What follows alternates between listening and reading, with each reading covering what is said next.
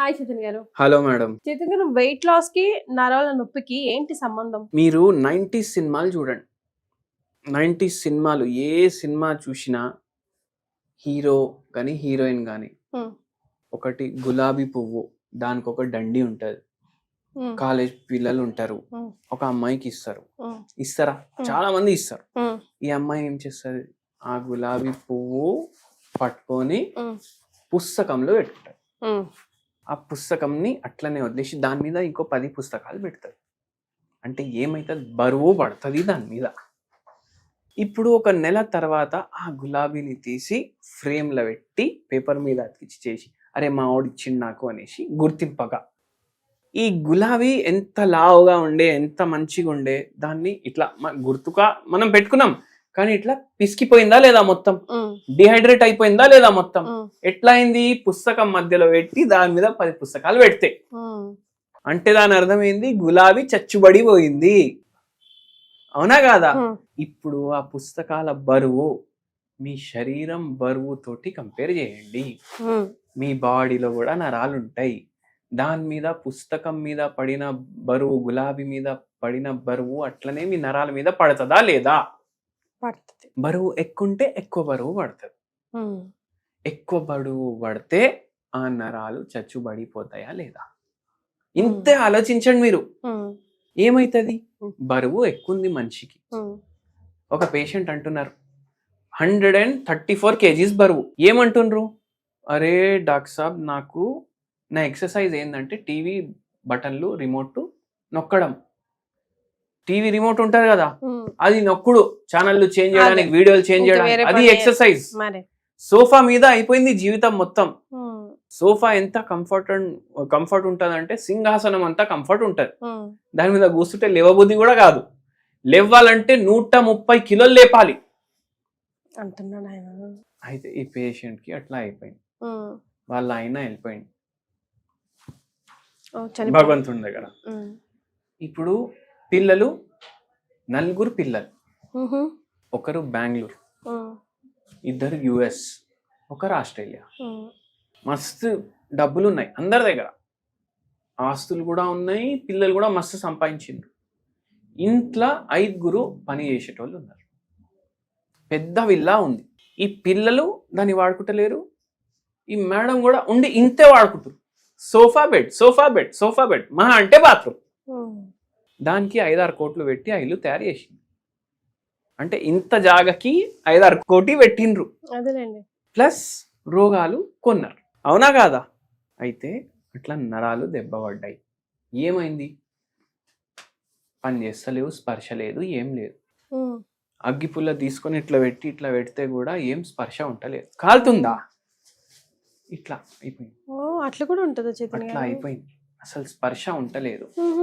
కానీ ఈ ఎక్సర్సైజ్ నడుస్తుంది కదా, సోఫా మీదకి వెళ్ళి బెడ్ మీదకి వెళ్ళడం, అది కూడా ఎక్సర్సైజే కదా.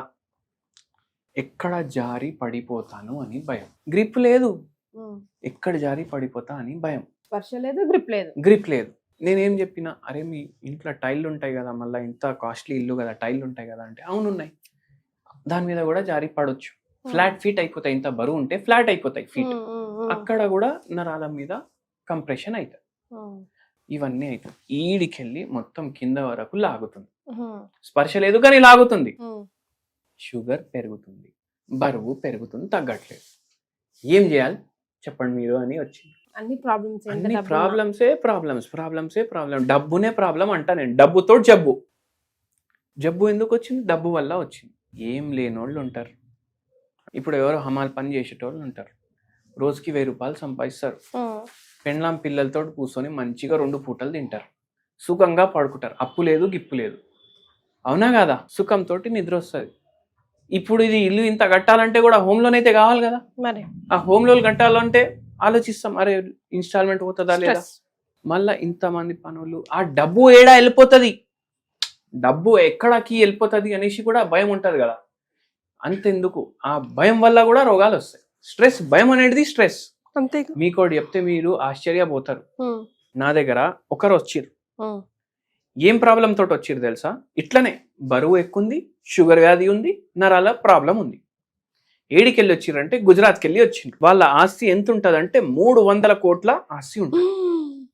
ఆయన నాకేం చెప్పిండు తెలుసా, ఇప్పుడు వాళ్ళ ఆమె కూడా నీతోటి వస్తా నేను హైదరాబాద్కి, డాక్టర్ చేతన్ దగ్గర పోయి చూపించుకుంటున్నావు కదా, నువ్వు రాకు, దయచేసి రాకు. ఎందుకు రాకు, మనం ఫ్లైట్లో పోతాం, ఇది దుబాయ్ నుంచి పోయింది అనుకో, ఇద్దరు పోతాం, డబ్బు ఎవరు చూసుకుంటాడు? డబ్బు స్ట్రెస్ ఆయనకి, అది కూడా ఒక స్ట్రెస్. నువ్వు రాకమ్మా, నేను ఇక్కడే ఉండి నేను పోయి వస్తా. అయితే అట్లా తయారైతురు జనాలు. టెన్షన్, ఆ టెన్షన్ కి రోగాలు, నిద్ర రాదు, నిద్ర లేకపోతే కూడా ఇది పెరుగుతుంది. అయితే ఈ పేషెంట్ కి చెప్పినాం కొన్ని ఫుడ్స్. ఏ పేషెంట్ కి, ఆ సోఫా పేషెంట్ కి ఏం ఫుడ్లు చెప్పినాం?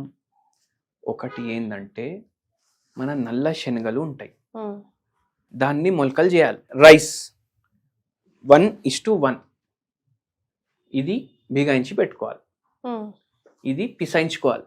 ఏం తయారైపోయింది? దోశ పిండి తయారైపోయింది. ఆమ్లెట్ ఉంటుందా? ఆమ్లెట్ ఎంత టేస్టీ ఉంటుంది ఆమ్లెట్.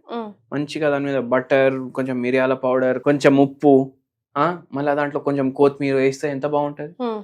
అది ఎంత బాగుంటుందో దానికన్నా ఈ దోశ బాగుంటది. మినపప్పు ప్లస్ శనగలు, మొలకెత్తిన శనగలు మిక్స్ చేయమంటున్నారు. మిక్స్ చేసుకో, 2:1 ఒక దోశ తినాలి రోజు.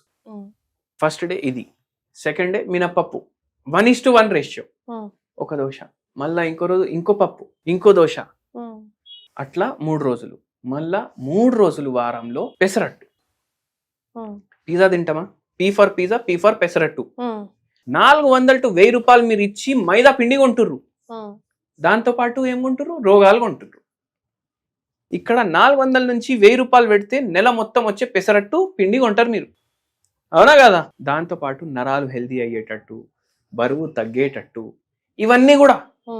దీని మీద పుట్నాల పొడి వేసుకోండి. ఆ పిజ్జా టాపింగ్ల మీద సాస్ పెడతారు కదా, దీడికి పనికి రాదు. పుట్నాల పొడి, ఆవు నెయ్యి, ఇది వేసుకోండి. లిమిట్లో తినండి. ఏది తిన్నా, దోశ తింటే 5, 6, 10, 12 తినుడు కాదు. ఇప్పుడు 1 కానీ 2 కానీ మీ బాడీకి ఎంత సరిపోతుంది మీ డాక్టర్ని అడగండి, చెప్తారు మీకు.